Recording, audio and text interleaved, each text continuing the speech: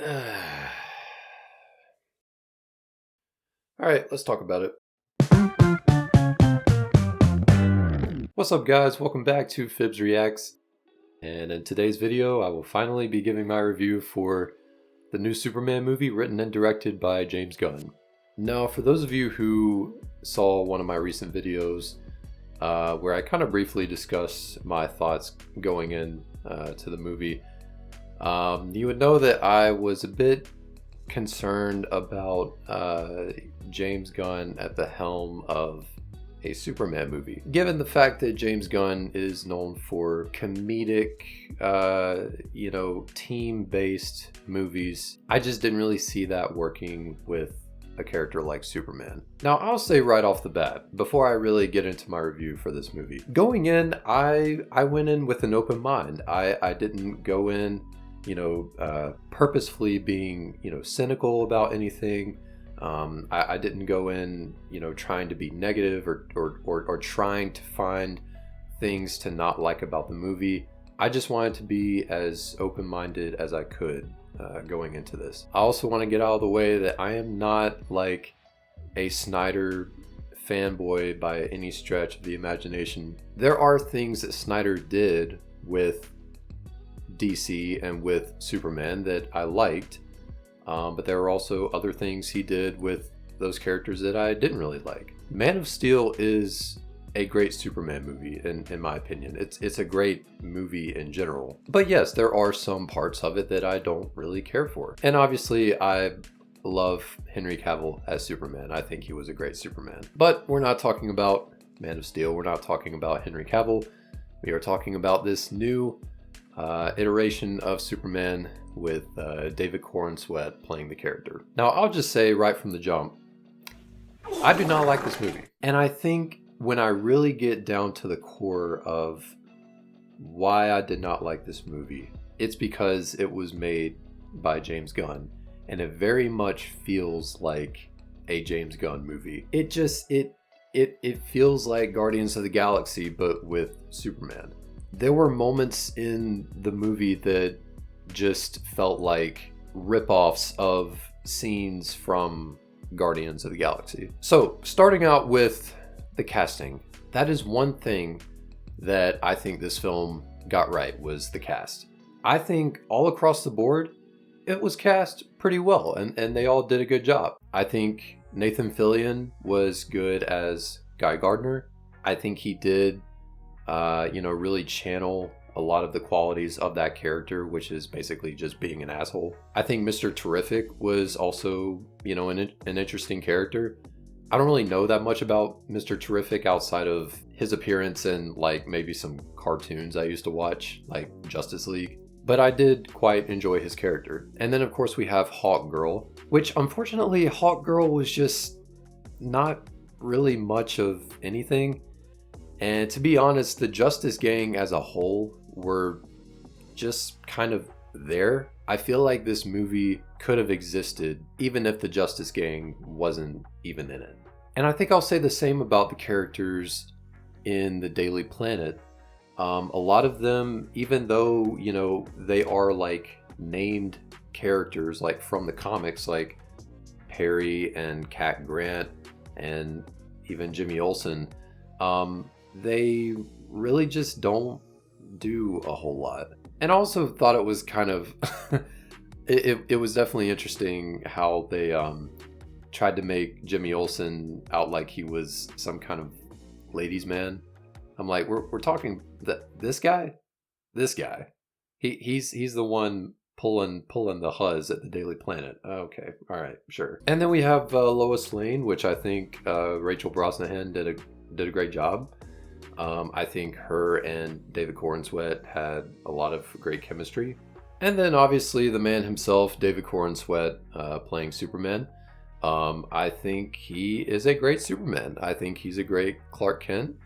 There were moments that kind of reminded me of Henry Cavill, and there were moments that kind of reminded me of, Christopher Reeve. And I think, at the same time, he kind of brought his own take to the character, and I think it worked. I think the one bit of casting that just didn't quite work with me was Lex, being played by Nicholas Hoult. Now, it's not to say that Nicholas Hoult is a bad actor, because I do think he is a very talented actor, and he did seem to, you know, really give a lot to this role. I'm by no way saying that he, you know, half-assed it or anything. I do think he, tried to do a lot with what he was given, but I think it was just maybe his age. Like, he seems a bit too young to be Lex. And I understand this is kind of like in the early days of all these characters, you know. Superman's only been on the scene for what, 3 years or something, so I guess Lex, it would make sense for him to be, you know, more of a younger type character. But I still think he should just maybe be a little bit older and maybe a bit more mature, and I think that would kind of add to the intimidation of his character, because aside from that, he's just kind of a whiny moron.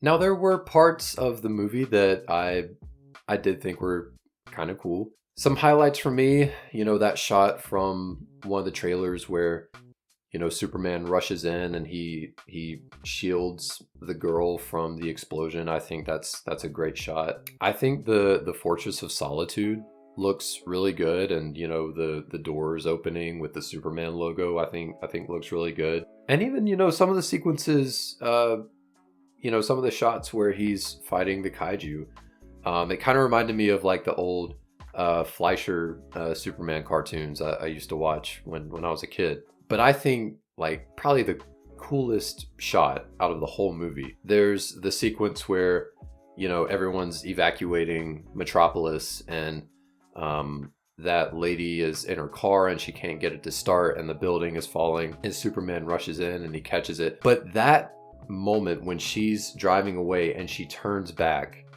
and it's just this big like cloud of dust and debris, then the smoke kind of clears and you just see like the silhouette of Superman. I'm like, yo, like I got goosebumps in that scene. But let's get down to the things that I just didn't really like about it. Okay, so the way it was shot in some of these scenes was just so jarring and like so disorienting, like the camera movements. I think in particular when the engineer and Lex, you know, they invade the Fortress of Solitude, that sequence where, you know, she's like taking out all the robots was just so shaky, and like so like the CGI was like really choppy in that scene, and I don't know, like it was just really weird to me. But I think what stood out to me the most was some of the flying sequences. Obviously, you know, the shot that we saw in the trailer, which caused a lot of controversy online, which was, you know, that shot of Superman and the camera's close to his face and his eyes look kind of off. That shot was in the movie, and yeah, it looked kind of weird. But I think the worst one was where it was a shot of Superman and he was flying, and I think it was used in one of the trailers, but he's flying and the camera's close to his face and he puts his arms out. Then the camera like pans around and it's all shaky and like his arms look like they're 10 feet long. I mean, it was just like so, like the perspective was just like really throwing me, and I was like, oh my god, this is not right. This does not look right.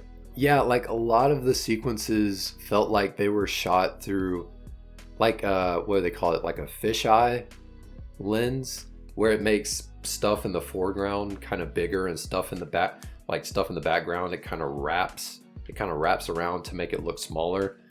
I found in a lot of the shots, like Superman's head looked too big for his shoulders. I wasn't crazy about, you know, the idea of like Lex and, you know, his, you know, freaking MLG team, you know, taking on Superman, and how Lex is always like calling out commands like it's, I don't know, like cheat codes in a video game. Lex's dumbass over there like, he's on your left, he's on your left, he's on your left. Yeah, that just was kind of, it was just kind of corny for me. That didn't really work for me.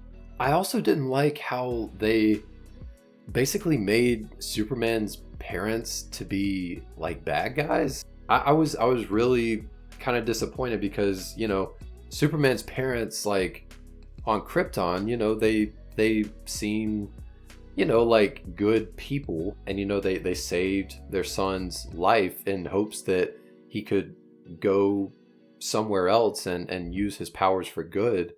But then it's like, they make it out like he's gonna go to another planet and rule over people. Like, I was like, is that really in their character? Like, I don't know, that didn't seem right to me. A lot of the James Gunn humor in the movie, just it didn't always fit. A lot of the jokes didn't really land for me. I noticed about halfway through watching the movie, like, my facial expression hadn't changed the entire time. I realized I was just like deadpan watching the movie the whole, like, just no expression whatsoever. There weren't any, parts that were meant to be funny that actually, like, made me genuinely laugh. And obviously a lot of the more humorous parts were meant to be, stemmed from Krypto. Oh, let's talk about Krypto. Now listen, I don't have any kind of issue with Krypto. I mean, I used to watch the cartoon when I was a kid. And when they first kind of announced that Krypto was going to be in this movie, I kind of thought he was going to be, more of like a side character, kind of in the background, not really in it that much, but it's like, hey, there's Krypto. But no, like, he is almost more of a main character than Superman himself. And all of the dog antics and jokes just got old really quick. The fact that he's always, like, chewing on something, he's always, like, messing with Clark, messing with Superman, like, it just, I don't know, it wasn't very funny. He was just like an annoying dog. And the fact that, like, Superman was, like, so determined to, like, go retrieve Krypto, to, like, go save Krypto, I don't know, like, it was just kind of like, really, like, is this really one of the main, story points in this movie? Like, is this really what we're gonna focus on? Superman going to retrieve a dog, which isn't even his dog in the first place. Which brings us to the surprise cameo in this movie, Supergirl. Now, this did surprise me. I definitely didn't expect Supergirl to make an appearance. The way that they introduce Supergirl, I was just like, really? Her, being drunk and just stumbling into the Fortress of Solitude. And apparently she's just this, party girl, and she's calling Superman a bitch. And I'm just like, what? This is Supergirl. I mean, you're about to make a movie called Supergirl Woman of Tomorrow. This is the Woman of Tomorrow? I don't know. I just thought that was just... it's kind of disappointing, honestly. But yeah, overall, I mean, I was just... honestly, to be quite honest with you, I was just kind of bored throughout the whole movie. I was just kind of bored. It was just things that we've seen before. It just felt like if you were to put any movie through, like, a James Gunn filter, this is what it would be. It's just like, it just feels like the same thing every time. Now listen, I don't think that, James Gunn is a bad director, bad filmmaker. I do think he is, very capable at what he does, because I do like the Guardians movies. But two good things don't necessarily make one great thing. Ice cream is good. Pizza is good. But if you put those things into a blender, it's not going to be very good. Superman is a great character. James Gunn is a good director. But you put those things together, it's not really going to work. I know that the reviews for this movie have, for the most part, been pretty split down the middle. I mean, some people really like it and they're like, oh my god, Superman's back, this is the renaissance of DC. And then you have the other side, which are like, this is CW. But I don't know, for me, as a guy who has been a Superman fan since he was a little kid, it just didn't really satisfy for me. as a Superman fan. Now, one of the last things I'll say, I'm also a big Batman fan. I loved the Matt Reeves Batman movie. I think it was fantastic. The Penguin TV show, fantastic. The rumors going around that, you know, Pattinson might be brought into this DC universe, there is no way that that would work. Absolutely no chance in hell that that would work. Those two universes are just so, they are so on the opposite ends of the spectrum. Like it would not work at all to have Pattinson in this particular version of the DC universe. I mean, not only that, I can't even see just Batman, like just Batman as a character existing in this DC universe. I don't know. I mean, to be honest, this is not a great kickoff for this new DC universe, in my opinion. Honestly, I'm not too invested in, you know, what they come out with next. I mean, I'm just kind of indifferent. I think, you know, the only thing that might bring me into this DCU, make me more invested, would be, you know, Alan Ritchson as Batman, or maybe, you know, Sydney Sweeney as Power Girl. But yeah, all that being said, yeah, this new Superman movie just wasn't for me. So there you have it, guys. That's my review of the new Superman movie. Please be sure to give a like and subscribe. Thank you guys for the support. Hope to see you on the next one, and I will catch you later.